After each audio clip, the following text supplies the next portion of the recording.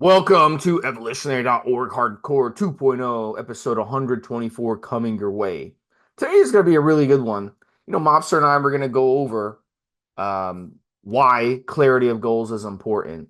We're going Yep. to talk about the importance of clear goals in bodybuilding. We're going to talk about examples of clear, unclear goals, typical training goal setting, the best Euro Pharma products to support your goals, and why Yep. we love Euro Pharma. So let's first talk about why clarity of goals is important. Mobster?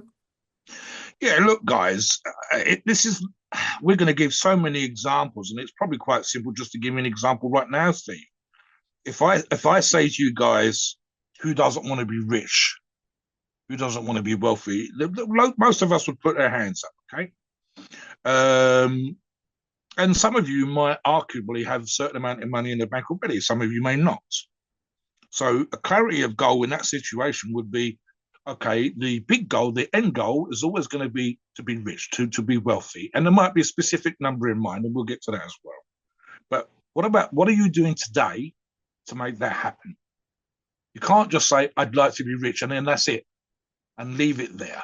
Or I'd like to move to a different country. And you go, well, how is that going to happen? How are you going to make that happen? We can talk about manifestation during the podcast. I mean, the obvious one, and I'll do a simple one, which probably applies to an enormous amount of our listeners at some point. And I'd hope that most of you guys have gone past this particular one. But let's imagine that you're even hearing it from other people. The words that a great many people in life will say to you is, I want to lose weight. What they really mean is they want to lose fat. Very few people say, I want to be less muscular or have less muscle. So the great and vast majority of people want to lose fat. Okay, how much fat? Do you want to have no fat at all, which probably put you in hospital? No. I'd like to be leaner than I am. How much leaner?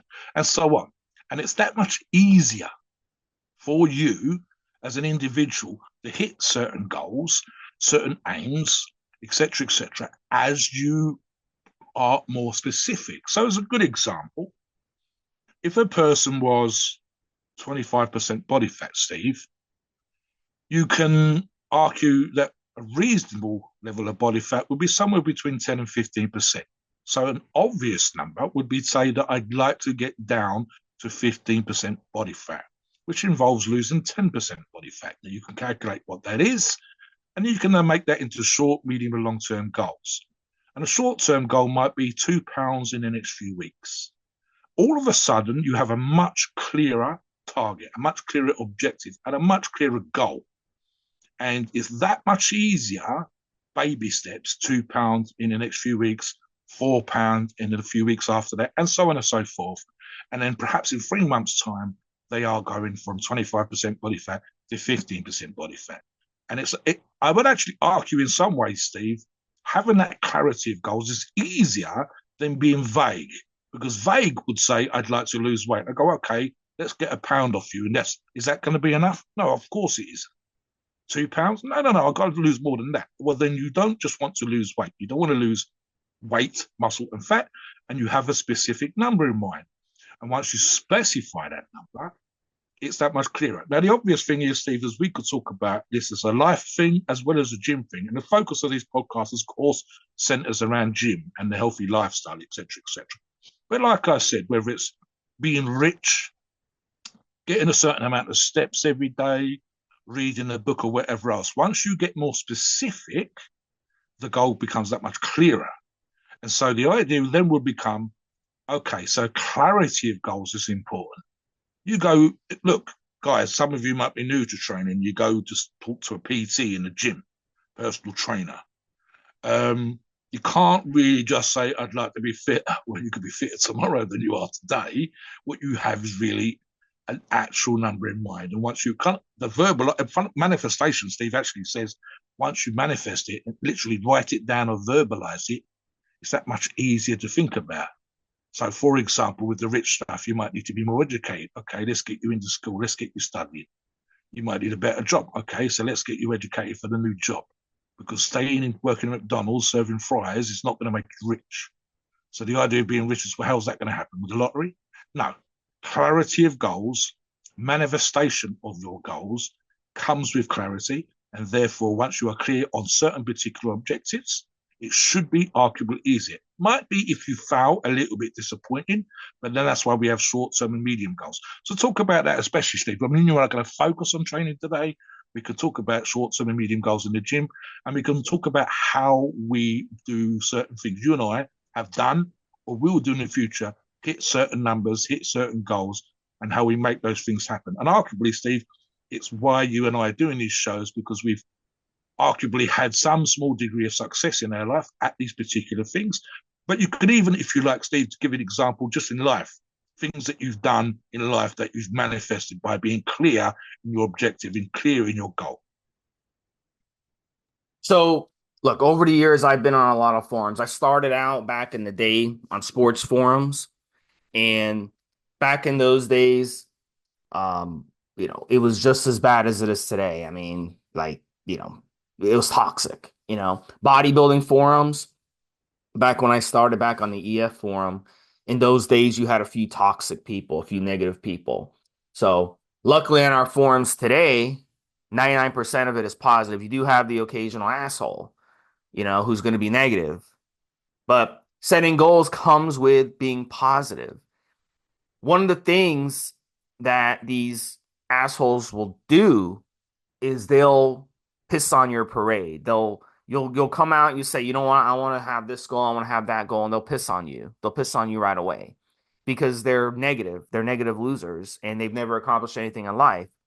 So those are the people you kind of just want to like ignore when it comes to setting goals, because they'll come out and say, oh yeah, you want to go be a competitive bodybuilder. You don't have the genetics to do that, as if people are born looking fantastic, as if the great bodybuilders of our generation were born looking fantastic. No, they still had to go in there and put the hours in the gym. They still had to work at it, take the steroids, diet, nutrition, training. They had to do all this stuff to build the body they wanted. Look at pictures of Jay Cutler and his teams. Look at pictures of Arnold and his teams. Look at pictures of Ronnie Coleman. Look at all the pro bodybuilders. They didn't look like pro bodybuilders when they were teenagers. They had to build their body up. So to come out and say, yeah, this person, you're not going to make it is buffoonery. Of course you're going to make it. It doesn't matter in weight training what you look like. That's the good thing about weight training. You'll still make it. If you set a goal, you set a realistic goal, you'll still make it. If you set a specific goal, you can still get there. So what they'll say is that, yeah, you just diet, train, eat, sleep, take the steroids, whatever, and whatever happens, happens. Hands up in the air. Whatever happens, happens. That's their mentality. That's why they're losers. That's why they never accomplish anything in your life. You start a small business, you come out there and you start a small business, you have to set a goal. Where do I want to be in a month? Where I want to be in 6 months? Where I want to be in a year? Where I want to be in 5 years? Do I want to have, maybe I'll have 3 businesses in town. Maybe I'll have get a franchise going within 5 years, and people will be paying me a franchise fee for my business name. You got to set realistic goals with anything, including weight training. So that's why it's important to ignore the haters, ignore the negativity. Come on our forums where if you're a negative person, I'm not even going to deal with you. If you're on the forum and you're like, well, why doesn't Steve really talk to me? Why doesn't Steve really socialize with me? Because you're an asshole. You're a negative asshole. I'm not going to associate myself with you. Mobster isn't going to associate himself with you. Mobster's a No. nice guy. He's a nicer guy than I am. I will tell you to go fuck yourself through PMs if you're a negative asshole. You can go find another forum. On our forum, you're going to be fine. I tend to just ignore them, Steve, or not give them the energy that I should. Yeah. But I mean, we have a couple guys like that on the forum, but the vast majority, 99%, are not like that. So it's a great community. So this is why you can come on, get a log going, and doing a log is important because you could set the log up right off the bat and say, yeah, these are my specific goals. This is where I want to be in a month, 6 months, 1 year, Yes. 2 years, 5 years, Yes. etc. And you can set a realistic goal and we can help you get there. And that's what it's all about when it comes to goal setting. It's very important to set goals. Like I said, if you're starting a business from day one, you're starting a business. Obviously, you want to be profitable. You say, you know what? I have setting a goal. I want to be profitable within 1 year. That's my goal. You can't just start a business and be like, yeah, you know what? Hands up in the air. I'm just going to be profitable when I'm profitable. Whatever. That's not gonna. You're not gonna do that. The best successful businessmen who are self-made, not the trust fund babies. I'm talking about the successful self-made millionaires and billionaires out there, which is it's a minority, by the way, because most of the millionaires and billionaires in America, the top 10 richest people in America, maybe one or two are self-made. The rest are trust fund babies. But the Mm. ones who are actually self-made, that's what they did. They came out, they set a goal, and they reached that goal, and they scaled, and they kept pushing the goalposts forward, not backwards, forward, and kept reaching their goals. And the most successful bodybuilders are the same way. You think Ronnie Coleman, when he was a teenager, he said, you know what, I'm going to win Mr. Olympia one day? Maybe he did. But initially, he was like, you know what, I'm going to win my regional, and then I'm going to win the open in my weight class, and I'm going to move my way up. I'm going to get my pro card. And then from there, yeah, now my goal is to win Mr. Olympia. Then my goal was, guess what, Mobster? I want to win multiple Mr. Olympias. That's what Yes. he did. And he went in Yeah. there and he accomplished it. So he kept moving the goalposts. That's what you got to do when it comes to being clear with your goals. And you don't have to set crazy goals to start. No. You could set No. realistic goals that you can hit. And then once you even get close to hitting those goals, then you can move the goalposts. Nice thing about bodybuilding is you get to know the people that you're competing against. Because I was the Yes. same way when I was a competitive triathlete. I got to know the people and I said, you know what? I want to beat this guy. I want to beat that guy. I'm fourth place in my age group. Now I want to go third place. Then I want to get second place. Then that dude that I can't beat, that always wins our get. Now I want to beat him. And then you Yes. keep moving the goalposts and then you get there. And the same thing in bodybuilding. Yeah, I got third place at this competition. You know what? A year from now, when I go to that competition, I want to get second place. Boom, you get second place. Then the year later, I want to get first place and beat that motherfucker who keeps beating me. He keeps getting first place. I want to beat him. And then Yeah. it may involve you changing your weight class. You say you may have to move up a weight class, or you may have to move down a weight class to get there. You may say, you know what, this guy, I can't beat him. I got to move to a different weight class. And then eventually, a year later, then you move back to that weight class and then you beat him. So there might be some adjustments along the way. Go ahead, Monster. Yeah. Yeah. I mean, one of the key words that occurred to me as you was talking, and you actually said this, is realistic. Okay. So a small percentage of our listeners will be fat, borderline obese, if not actually medically, clinically obese. Okay. And we've actually had a few recently that have come onto the forum that have done fantastically well. I replied to one this morning, Steve. Believe he's lost 77 pounds, 35 kilograms. We talked on a couple of shows recently about someone else that was 320 pounds and they're now 240 pounds. So they've lost 80 fucking pounds. Right. And that's amazing. Honestly, they are arguably inspiring, not just to us on the forums, but to other people because they've done that thing, which is unfucking. It's just hard to fathom, and especially if you again, if the 320 pounder woke up one day at 320 and said, "I want to be less fat," well, like I said, he could lose a pound. But if he literally week by week sets a realistic target, and a realistic target for losing fat, Steve, as you know, would be 1 to 2 pounds a week. So 80 fucking pounds is 80, it's 40 to 80 fucking weeks. Well, 40 weeks is the best part of the year, Steve. 80 weeks is nigh on a year and a quarter, a year and a third. The idea is going to take you 15 months. I'd actually probably suggest it probably took him slightly longer. But that's about picking a realistic goal. And again, Steve mentioned the millionaires, the arguably borderline trillionaires that exist out there, and especially the ones that Steve said that are not trust fund babies. I think Elon Musk is the closest and even come from a decent background, wealthy-ish background, but the great and vast majority of his income, his money now has come through his own work for the stuff that he's done with the companies that he's owned. He's lost loads. So one of the things I actually wrote down a bunch of stuff for you, Steve. I said, number one, don't be afraid of failure.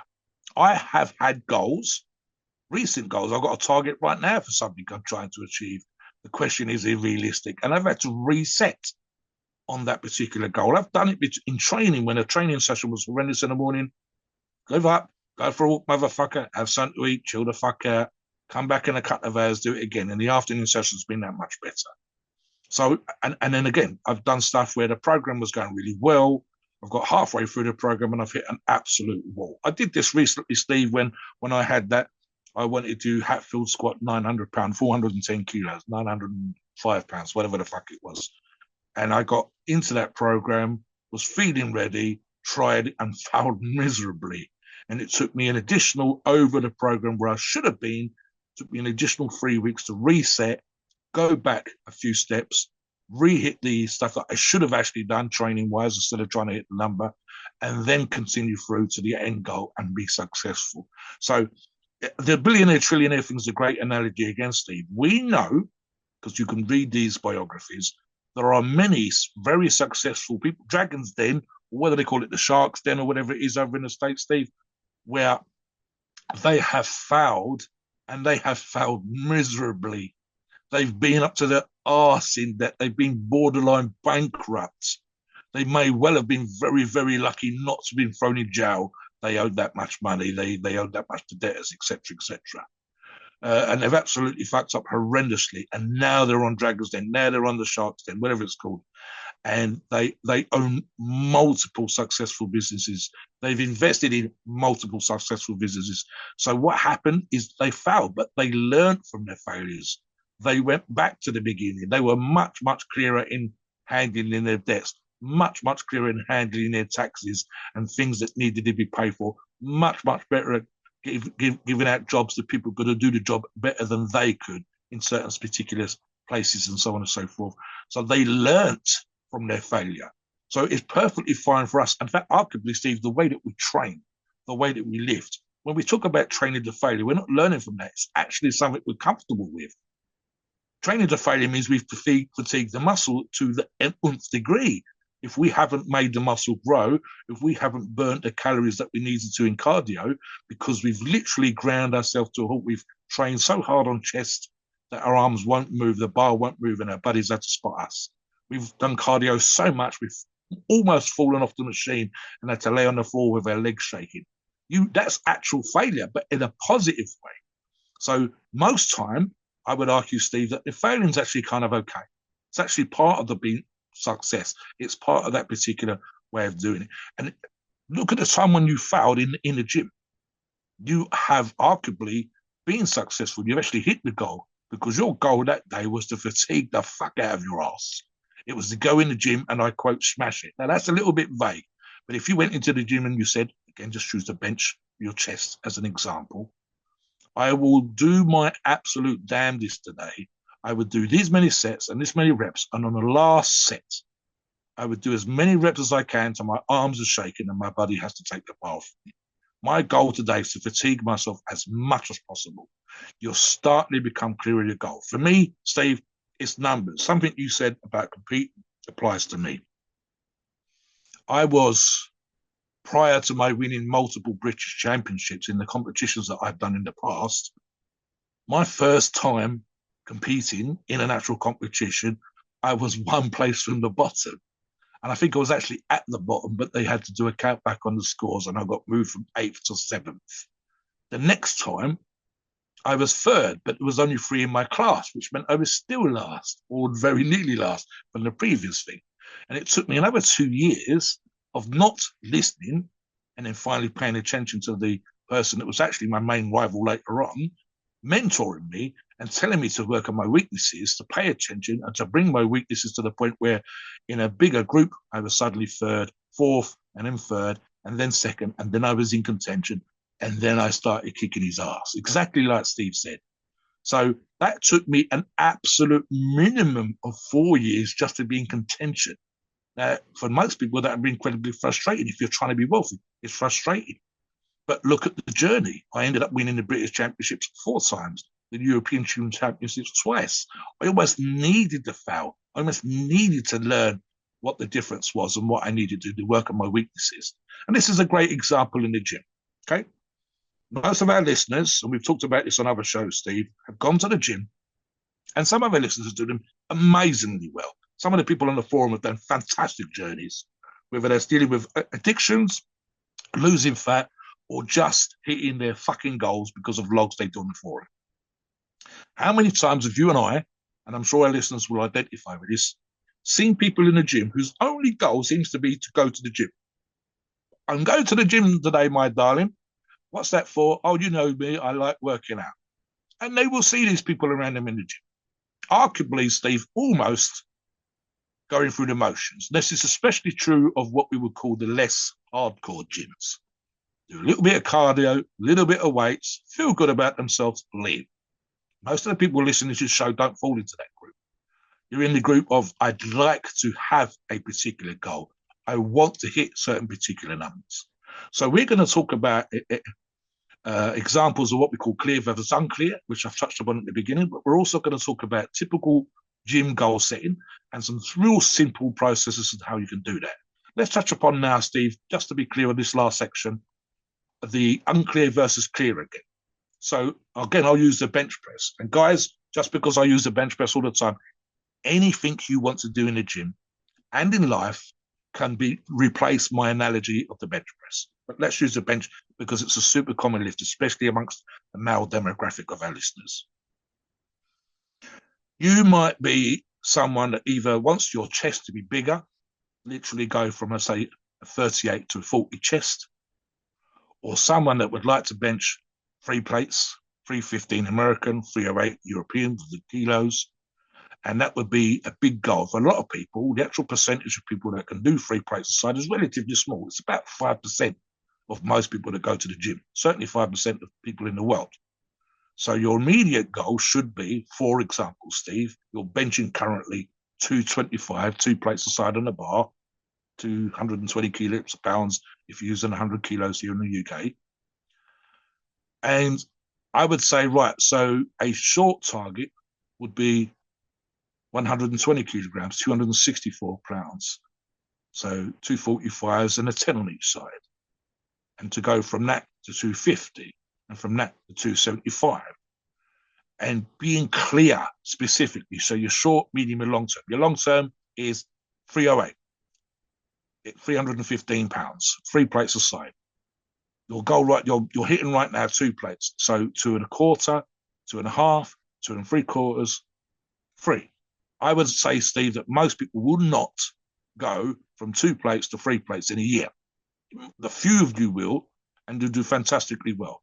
The rest of you might take arguably up to 2 to 3 years of constantly applying yourself, constantly working out stuff in terms of the sets and the reps and so on and so forth. You might even have to fail a few times, realize that the training program you're using wasn't the one that was good for you, and so on and so forth. And something else, and this is just actually really, really useful. I've been approached in the past, Steve, and people will say, what sets and reps should I do to get better at grippers for grip competitions? And I said, what sets and reps work for you now on bench, on back, on legs? What do you mean? Okay. We know, because I can look at your training program, your training diary, your online log, what's worked for you in terms of increasing your back strength on pull downs and deadlifts, what's worked for you pressing, what's worked for you benching, what's worked for you for your legs, for your calves, etc., etc. That's your starting point. Let's be clear. There isn't no magic number that specifically will work for your hands, increasing that particular thing. So for me, giving advice, let's start with what we know works for you. Let's start with what we know is successful. So there's an argument to be made when it comes to goal setting, Steve. What are your strengths in the gym? What are your strengths in life? What are you good at? Those rich people that I mentioned earlier on, making sure that the weaknesses, someone else did that job. If you're, I'll give you an example, Steve. My DIY skills are borderline, to say the least. I know that I'm not good at doing DIY. I can wire a plug. I can hang a photograph. I can put something up on the wall. I can put furniture together. But when it comes to actual painting and decorating a building, I get someone to come and do those things. A, because I can afford it, and B, because I know I'm really bad at it. I've literally put on wallpaper the wrong way round on the wall. My dad used to tell that story. So I know that when it comes to painting and decorating the actual building and plastering and roofing, tiling, all that kind of shit, someone else needs to come and do that stuff for me. That's my weakness. My strength there It's knowing what needs to be done and being able to afford to get it done. But everything else, I don't need someone to attack for me. I can wear a plug. I can do the small stuff around the house, no problem whatsoever. But the big stuff, forget it. When it comes to the gym, my weakness right now, arguably cardio. So talk about identifying your strengths and your weaknesses as a way of helping with your goal setting, Steve. Yeah, and first of all, you have to accept and love the smell of failure and rejection in the morning. And we see that all the time in dating. When you're single and you're dating, you're going to ask out and hit up so many women, maybe 100 women on these dating apps. You might get one or two respond to you. You're going to get 98 or 99 reject you, not even respond to you, ghost you. Same thing with Yeah, dating. yeah. Look, and you've got to love the smell of rejection. You use rejection, as Mobster said earlier, when he It's a first, learning experience, Steve. It learns, yeah, it teaches when, you. yeah, when he first had his, that, if it wasn't for him not having success at first, it wouldn't have pushed him to learn, have mentors No, that he can learn yeah, from. you're And right. yeah, 100%. so let me tell you a story here. And I use the Tom Brady example a lot, but I use it and let me explain what happened with Tom Brady.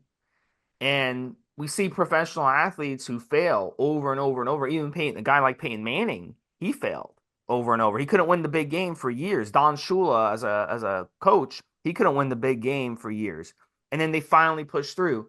So I'll use Tom Brady as a quick example.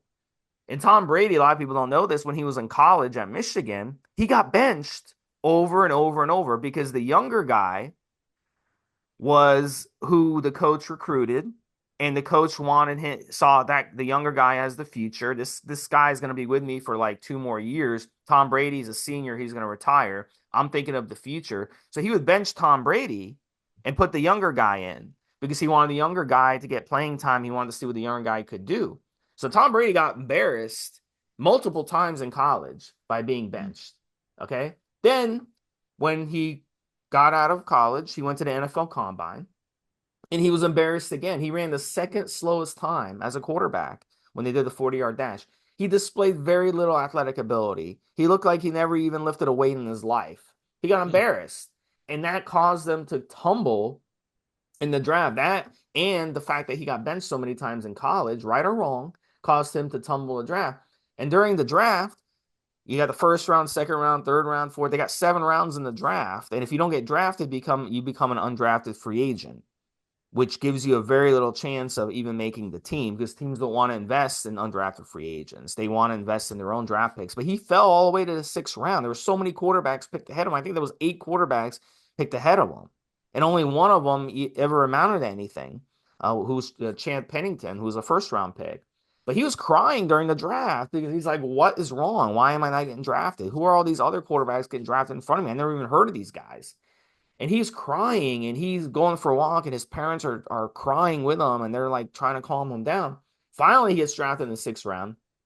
He goes to the New England Patriots. First year, he's the 4th quarterback on the depth chart. 4th.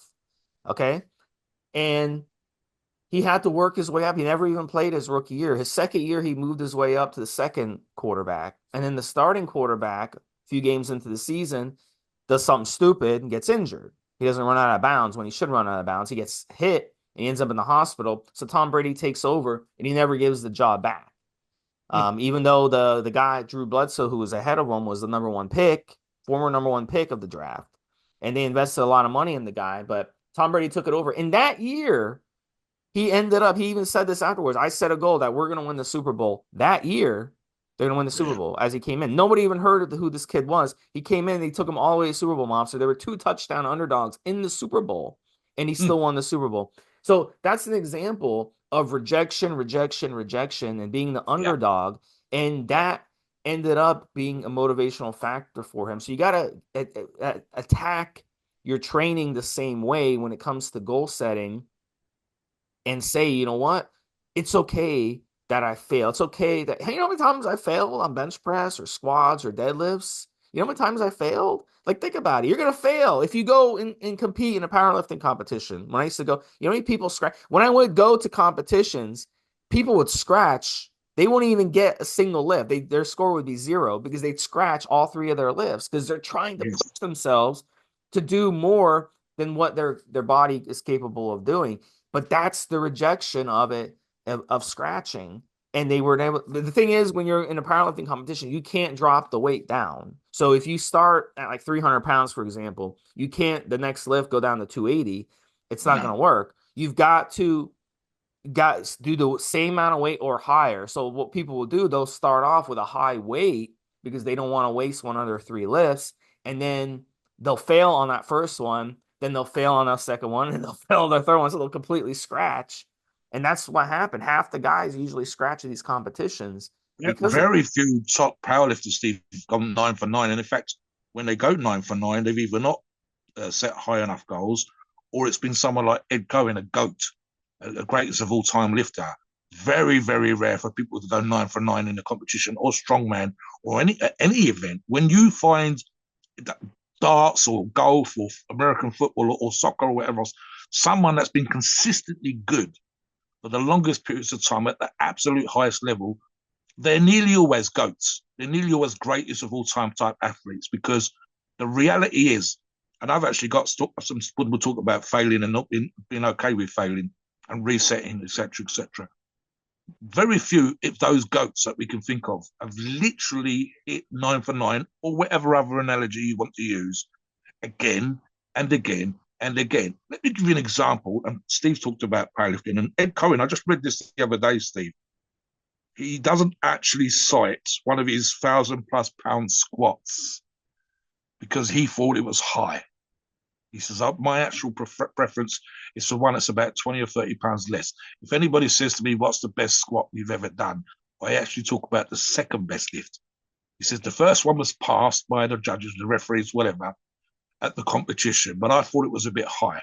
So to my mind, the one where I fucking buried it and come out of the hole is the best squat I've ever done. But it's 20 or 30 pounds less than the one that the record books would show you. And this was the kind of attitude that was presented. This thing of 9 for 9 in powerlifting. Not nines. I've actually had figure, and this is actually, let's move on to this particular thing, right? I've actually lifted against people that I said were scared to succeed. You've heard of fear of failure, and a lot of top athletes, successful businessmen, whatever else, are not scared of failure. But the fear of failure for most people is that they won't push themselves to succeed hard enough, so they're almost definitely going to fail. And you shouldn't be afraid of failure. So therefore, fear of failure is what stops most people. But I've, again, literally in competition, seen in my most arrogant way, I would think in myself either first or second place before competition started. I've literally put on events. And I think the most we had one time, Steve, was 18 or 20 athletes. And I really only regarded myself and my mentor then, David Horn, as in with a chance of winning. There was another person that I was keeping an eye on, and the other 15, 16, 17 athletes, I think I was at my worst. They said, like, they're fucking shit. And they're literally here making up the numbers. Thank you very much. Your money helps pay for the competition and the shirts and the prizes. But you guys are only here to get PBs. You're not here to beat me. You're not here to beat Dave. And you're definitely not here to beat the other fella that we keep an eye on. It's just us three in contention. The rest of you, whatever. Okay. And it literally, people have actually heard them verbalize this. I've actually heard one or two say, I just want to get PBs. And being around top athletes, being around someone, and again, I'm going to include myself here, myself, Dave, and the other thing, Jim Wiley, was enough to raise their game, but they knew that they couldn't beat us. And in my mind, at that particular point, because I was so incredibly competitive, I'm like, well, why the fuck are you here? The reality was, I didn't win. I was next to last when I started. So why the fuck was I there? What was I doing? My arrogance had got because I was incredibly confident of doing incredibly well. And I almost needed mentality on the day to think like that. So here's the thing, Steve, right? The fear of failure, fear of success. In the case of the athletes that I'm talking about, they didn't want to win. They literally knew that they was not in with a chance. So their success wasn't even on their minds. Something else I've got, though, and I made a note of this when you were talking earlier, and this is where the small goals, medium goals, and long-term goals comes in as a great use again, is that success breeds success. And let's use that losing fat, coming from morbidly obese to obese, to average to leaner ripped, etc. You've lost 2 pounds. That wasn't that bad. Hey, Steve. Hey, Mobster. I'm 2 pounds down. Great. Let's hit another pound. You're comfortable. You understood. You thought it was going to be really, really hard, but you've lost 2 pounds. And I didn't have to cut back my calories. My cardio's only increased a little bit. I can lose another pound easy. So then you lose another pound. Fuck me, I'm down 3 pounds, Steve. I'm down 3 pounds, Mobster. I can hit 4 pounds. Me and you, Steve, on the forum. Yeah, go for it, motherfucker. Let's have you down 4 pounds. In fact, fuck it. Let's push you. Let's get 4.5 pounds overall. That's only another pound and a half from where you was last week. Success breeds success. You start to get lean. You're in the gym. This is just not even the obese person trying to lose body fat, Steve. This is just literally average Joe. Oh my God, the pump looks amazing. Doesn't that make you want to come back and train harder the next time? There's a girl in the gym. I want to impress her with my press, my overhead press. If she's there, let's do it. So instead of 180 pounds, it's 200 pounds. Oh my God, I got a PR. She's almost become secondary, Steve, because you're blown away by the fact that you got a 20-pound lift over and above where you was before. And then suddenly, let me give you another example just along those lines, Steve. I've got training diaries, which are the same as a training log. And if you go back, and I can remember this specifically, the gym that I used to train in Southeast London, in Peckham, had a set of fixed weight barbells on a rack, big pyramid shaped rack, with the heavy weights on the bottom and the smaller weights at the top. And the biggest fixed weight bar that they had was 100 pounds. And I think I was in my late teens, early 20s, and managed to press the 100-pound bar for 8 repetitions. Now you go and look at when I seated press now, Steve, and my warm up is 132 pounds, 60 kilograms. So the weight that I was happy succeeding with back in my early 20s, I was just happy to have used the heaviest fixed weight bar that they had and done 8 repetitions with it, is 32 pounds less than what I warm up with after I've warmed up with the bar. It's literally the very first loaded set. So your goals shift and success breeds success. You get more comfortable with the idea of losing another pound of body fat. You get more comfortable with the idea of adding another quarter-inch rounds because you've already added another quarter of an inch. You already lost 5 pounds of body fat.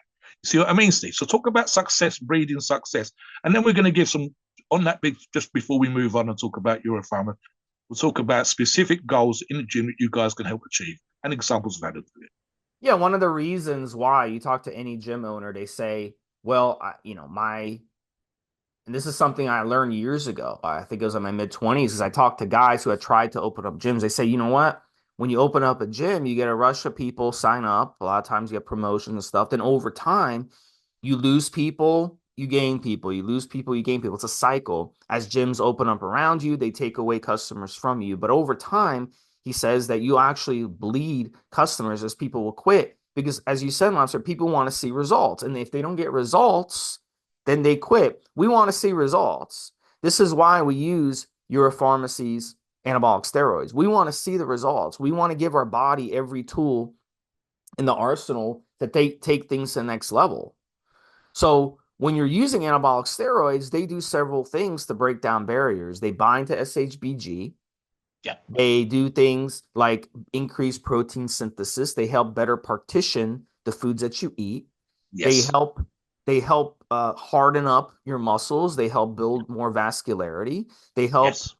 Yeah, I mean, across the board, they increase androgenic effects in the body. They increase aggression, so you're able to do more weights in the gym, which forces your body to improve. You get more pumps, so when you're working out, blood rushes to the muscles, and you get nutrients going into feeding your muscles as you're working out. So lots of things. Appetite goes up with some of the steroids, and that will obviously help you grow and get stronger in the process. So anabolic steroids do a lot of things to give you an advantage. So what happens a lot of times, people, they'll train and train and train. They're like, you know what, my results aren't where I want them to be. I want to set some bigger goals. And when you add anabolic steroids to the equation, that's what happens. So why don't we start getting into some of the best Euro Yeah, Pharma look, make products sure and your cycles? training's on point, guys. Make sure your nutrition's on point. And we talked about the logs on the forum again, where the training is realistic, where the nutrition is spot on. In fact, we see the meals. And then we talk about, for example, Steve, I'm going to throw this to you. So we're going to talk about Euro Pharma products, specifically injectables. Right, guys, the right drug, the right steroid, the right Euro Pharmacy's product, hardening, Steve, would be what? Well, yeah, if you want hardening No, effects, yeah, so I'm just going to give you yeah. different examples of people's aims, and you throw me back the name of the steroid. So hardening, what's the best hardener that we know that Euro Pharmacy sells? Look, Masteron. And the good thing about Europharma, they have different options of Masteron. They have blends where they include Masteron in their blends. They have Masteron enanthate, which is a longer ester. You only have to inject it a couple times a week. And then they have the Masteron propionate, which is great for those of you who want to just throw in the Masteron to finish a cycle, or you want a short, you want a quicker in and out process, more flexibility. So with the propionate, you're going to have to inject it like every other day, maybe every 3 days you can get away with. But at the end of the day, Masteron, it's a pure DHT derivative. You're going to harden up on it. Winstrol is another great one that you can harden up on. Proviron is another great one you can harden up on. These are the good DHT derivative types of steroids that you could do. Just on master on Steve, and just use as an example again, how much would you use and how long for? So I've used anywhere from 300 to 500 milligrams. So if you're using it as part of your stack, which you should, because using Masteron by itself is kind of a Yes, waste. So yes. when you stack it, anywhere from 300 to 500 milligrams will work really good for Masteron. It's a really, really good one to use. Let me give you another one, Steve. Recomposition, which we know is a bit of a golden egg for some people, which is, guys listening, that's a combination of losing fat and gaining muscle at the same time. We absolutely know, and I know what Steve's going to say already. So tell us what the best recomposition steroid from your pharmacist will be, how to dose it, and how to stack it. So there would be with recomposition, you have lots of different options. So with recomposition, you want to avoid things that will bloat you, make you fluffy. You want to do things I think that won't mess with your appetite too much, or that can override it. So right off the bat, trenbolone, Yes. it will mess with your appetite a little bit. And a lot of people, it's gonna make you crave more carbs. You're gonna have to get more carbs on it, but it works so potently that a lot of people they'll take Tren and they'll even eat like shit on it and they'll still recall. I'm not saying to do that though. If you eat good on it, you're gonna have even better results. But Tren can be a great option for recomping. Anavar is another one if you wanted to go the oral route. And with Anavar, you can go ahead and run it like Trenbolone. I'd run somewhere between 200 and 350 milligrams a week. And with Anavar, you can stack the Anavar with the Tren, or you can use it by itself, or you can use it with another steroid. And you could go with the Anavar anywhere from 25 to 50 milligrams a day. A lot of people like to hit 50 milligrams with it. Primobolin's another good one for recomping because it's a nice, mild steroid. And your pharmacies, they do a great job offering Primo options. I like their 200 milligram a milliliter Primo because with that What one, about some of our younger listeners? Absolutely, they're going to want to add muscle. So we're going to say bulking. What would be your best bulking combination from Euro pharmacies? so with bulking, really, there's three steroids that have always worked for bulking: Dianabol, Yeah. Deca, and Sustanon. And I'm sure Yes. you could talk about those three. Why don't you talk about those Yeah, three and how you I'll those? jump in here, Steve. Guys, listen, I would argue I wasn't underweight as such. In fact, I was right in the median for where I started from, 175, 18 years of age at 6'3". But my aim was definitely to put on more muscle. And so Dianabol as an oral steroid was my go-to, especially my first two, three, perhaps, yeah, I'm going to say first three cycles. And always worked for me, Steve. So it was definitely a golden egg in terms of this is going to be the choice. It actually helps with your goals again, knowing what works for you and knowing what works with research for the majority of people. And the sweet spot seems to be, as it always has been for me as well, Steve, 4 to 8 weeks, 30 to 50 milligrams a day. I find actually, Steve, I'm really, really good with 30, which is only 210 milligrams total per week. And I've pretty much, when I've used Debo, run it solo, especially my early part of my PED use. I've mentioned on many, many shows using neuropharmacist products, running Deca, Nandrolone Decanate, and Sustanon 250 multiple times. somewhere in the region of 750-ish to 850-ish, there or thereabouts, milligrams total per week. And that's on the basis of injecting roughly half a mil to 1 mil of, I think it's a half a mil of each every 4 days. Seems to work for me perfectly. And I've had some of my best all-time size gains ever, of the absolute heaviest I've ever been to. And that was just the cycle before last, was 336 pounds. So the biggest I've ever been in my life.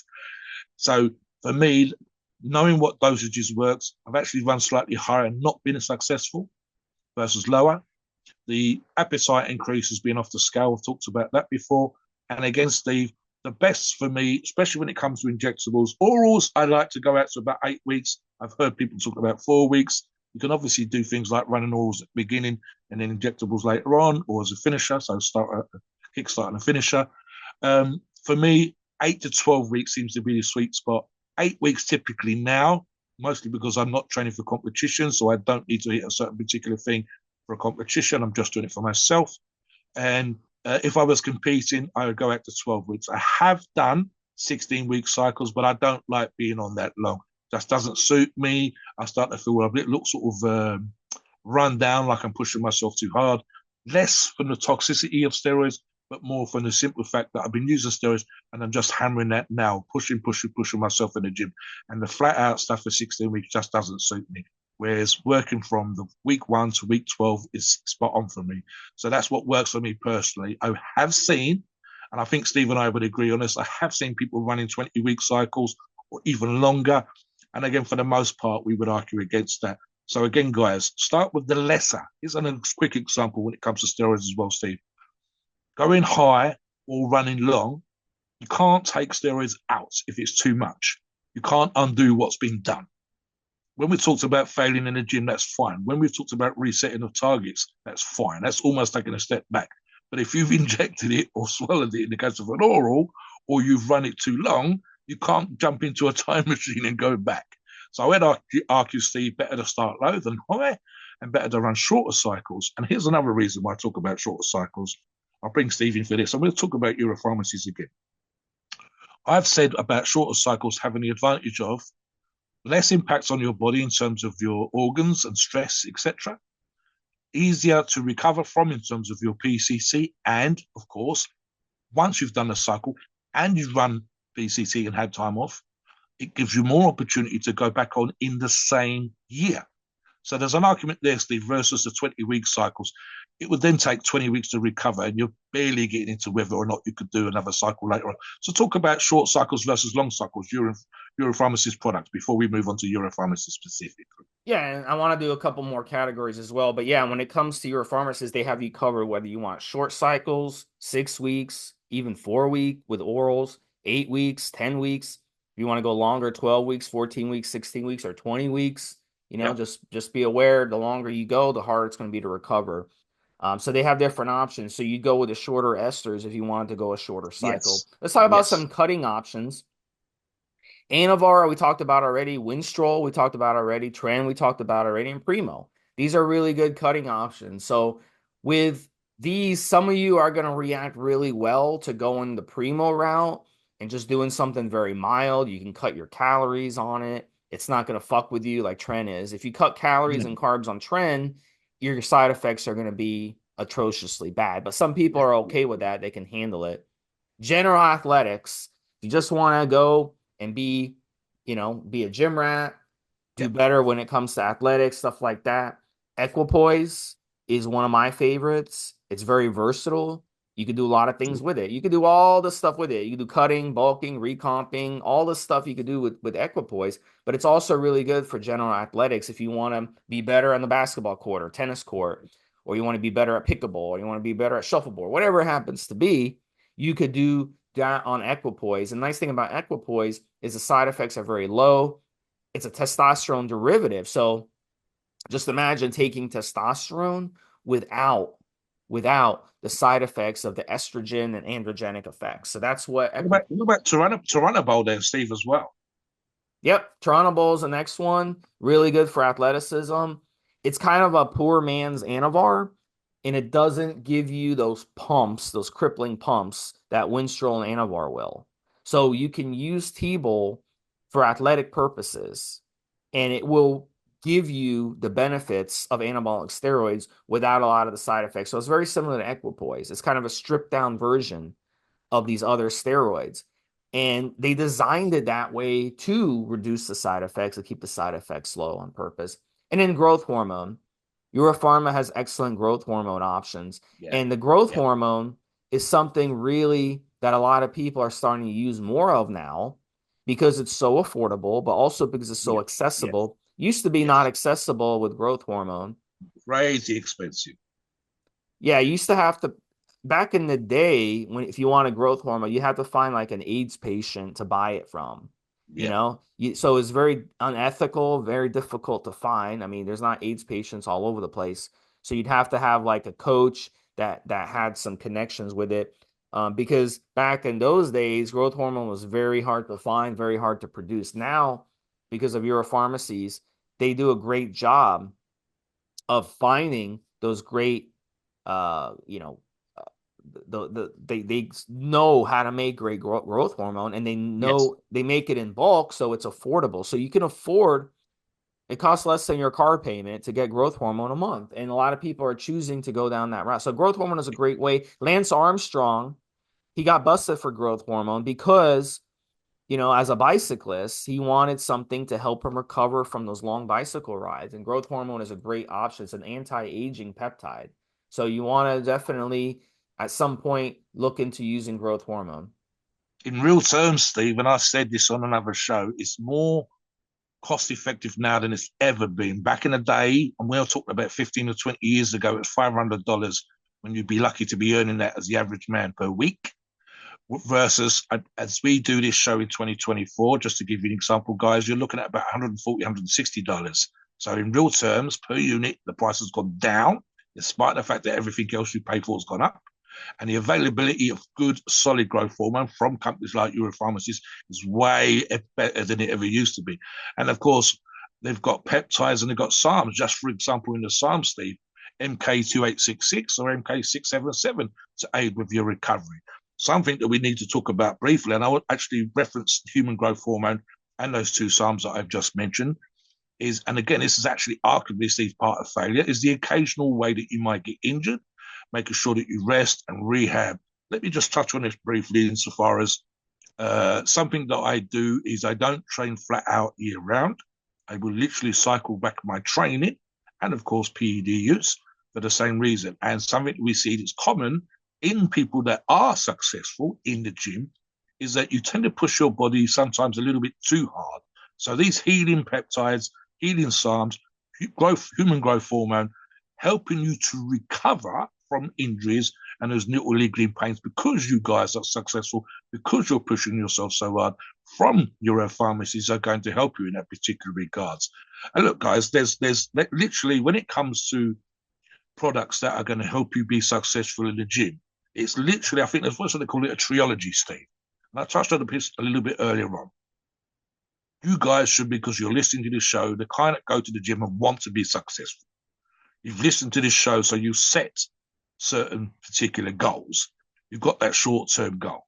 You've got the medium and long-term goals. Not just getting in shape for the holidays, but you've got particular aspirations. Maybe you're competitive. Maybe you want to get on stage. Your pharmacist has you covered, whether it's fat loss, whether it's injury recovery, whether it's just literally losing a few pounds of fat, whether it's adding weight to the bar, whether it's bulking up, or whether you are literally wanting to get on stage and take the crown, whether it's a county competition, a national competition, an international competition, or the fucking Mr. Olympia competition. They've got you covered from start to finish in that particular way. Making sure that you choose the right product is what it's all about as well. If you go to the Euro pharmacies, and this includes their resellers, Steve, they quite often have dosing suggestions. They tell you what each product is good for in the same way that Steve and I have just done, Steve specifically. You can come onto the forums and you can check out. We've got articles on each steroid. So you can look at the dosages, how to run them, what they're the best for. We can talk about combinations thereof. Sometimes we will suggest different combinations of Euro pharmacies products or different dosages because your goals are slightly different from the next person's, the other person running along. You might be a little bit fatter, you might be a little bit leaner, you might be a little bit more underweight. That's why we tend not to recommend exactly the same. when we give you some of these numbers, Steve, like we talked about the D-ball earlier on, there was actually a post this morning on the forums where someone was working with a coach at 25% body fat, and I believe the goal was to get leaner. And unfortunately, the coach, and I use that word very loosely, had them using D-bol and Deca. And we were like, no, no. D-bol, when you're 25% body fat, it's going to probably add water to you and bulk you up a little bit too much, especially if it's your first cycle. So this is why we encourage you to come on the forums and give us your goals, give us information about you, and encourage you in the right direction. So in his case, for example, Steve, we would have probably thought more of a cutter. We would have certainly not necessarily had him on D-bol. And even things that we've seen before, where we've seen guys using what we would call a bulker, so like a dry drug. That's the way that we sometimes describe these things, with a wet drug. No, let's get you on 2 drying drugs or 2 bulking drugs. These kind of combinations thereof. So it's important, again, using Europharmacist products, that you make the right choice for your goal. And something else, Steve, and this applies here before we talk about Europharmacy specifically, your goals will change. We're talking about clear, defined goals, being more successful, short, medium, and long term. What happened, Steve, when you and I both got the 400 pounds on the bench? We had other goals. That long-term target of going from 200 to 400 pounds over the lifetime of us benching changed. There's other goals. Things happen in life. You get married, you have careers, you have kids come along, your goals change. The keys that we've given you, the hopeful tips that we've given you earlier in this show, will help you not just with your goals today, but your goals in the future. Let's talk about now, Steve, why we would choose Europharmacists. I'll let you start and I'll finish off the show. Look, at the end of the day, Europharmacies provides affordable gear and they make it easier than ever. Click of the mouse, you can order some of the best products that you're going to find. Nice thing about it, Mobster and I, we trust Europharmacies because when I order from Europharmacies, I know I'm getting what I order. Yeah. If I'm ordering Primo, I know I'm getting Primo. If I get HGH, I know I'm getting HGH. Used to not be the case. Used to be very hard to trust who you're ordering from. They could selective scam you. You may be the first order, they send you what you did, and the second time you order from them, they send you fake gear. Happens all the time. They mislabel products.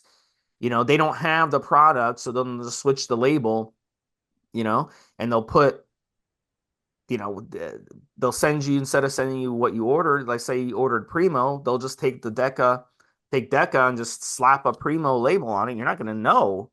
Unless you really know these steroids, you may not notice it. They know that. But Europharmacies, they don't play those games. Their products have been anonymously sent off to be tested, so we know they're legitimate. So, Monster, talk about that for the last 2 minutes before Look, disclaimer. listeners, right? Number one, and I've said this when it applies to any of our approved sources, but specifically Europharmacies, we ask how long they've been in business. And I believe the answer as we do this show in 2024, Steve, is 17, very nearly 18 years. You do not last nearly 18 years in this business of selling PEDs to the market that's going to go all over the world if you're scamming people. You just don't. There's that. Number two is you look at, and we've talked about this multiple times, okay? So again, with approved sources, what do we like to see? And Europharmacies definitely has this. We want to see lab tests. Lab tests are literally you can have this in-house if your company is big enough. You can also send it to independent labs, and then we talk about third-party testing. So in-house would be, I go down to the production line, I pick up some Sustanon 250, and I take it back to my quality control section. And I have the machines in my quality control section in-house that can test that product. And I want to see how good my staff are downstairs at producing products. I want to keep them on their toes. They hit the targets, I pay them a bonus. Secondary is to make sure that the quality control people are doing their job and they're not slacking or working in cahoots with the fuckers downstairs. So I send it outside. I can change the labs. I can go from one lab to another, and I can literally have an independently certified lab that tests for numerous companies, different products, test my products. I do this randomly. I don't wait to the best day just after payday, Steve. No, randomly take different products at different times. Make sure it's within range. I don't want to be wasting money. I don't want to be giving products away. And thirdly, which is the best, and we've seen this as we finish the show off, Steve, what we call third-party testing. It's kind of our favorite, because it doesn't mean the quality control's in cahoots with the production guys. It's not relying on the company picking good products products that they know are dosed properly because they've already tested it and sending it to a lab. No, it's literally a customer, people like you and I and the listeners, with their own pocket money, their own $1,000, 200 digits, a lot less now, Stephen. We know this. An example we talked about, I'll give now, with one of our listeners, who's a member on the forums, took 10 different companies, singular products, one product from each of the 10 companies. All of these were approved sources, Steve. There was orals, there was injectables, there was a mixture of products in there, and every single product they had tested, and it cost them $1,000 in total, roughly $100 per test. Every single product came back within range. Pharmaceutical industry allows for a deviation. I believe it's 5%. So if it's meant to be 100 milligrams, 95 to 100 milligrams is fine. Every single product, any approved sources that were independently third-party tested by the single member on the forums with his own cash was 96, 97, 98%. I think the lowest was 97, I'm going to say, and the highest was slightly overdosed in two examples. He actually he said, I thought I was going to get a two foul out of the 10. Nothing foul. Yeah, That's the kind of stuff that we liked. he's one of those people looking for trouble. He's trying to find bust Arguably, people. yes. Yeah. Arguably, he literally said, I thought two would foul. I thought I'd catch two of them out. And in a way, Stevie's actually benefited us. He's benefited the forum. He's benefited Euro Pharmacists because he proved that companies like Euro Pharmacies, sponsor of today's show, are to be trusted. It makes it a lot easier for the listeners if they go and look at your pharmacist products to know that this has happened. They can come onto the forum. They can see certificates of analysis. They can go online to the companies and look at the tests that have taken place. They can see when they've actually got too much milligrams per product. They've actually overdosed it. So there you go, guys. Check that kind of stuff out. Come onto the forums. Let us know your goals and what you'd like to achieve for yourself. Please note, we are not doctors and the opinions are ours. It is our view and based on our experience and views on the topic. Our podcasts are for informational purposes and entertainment only. The freedom of speech and the First Amendment applies.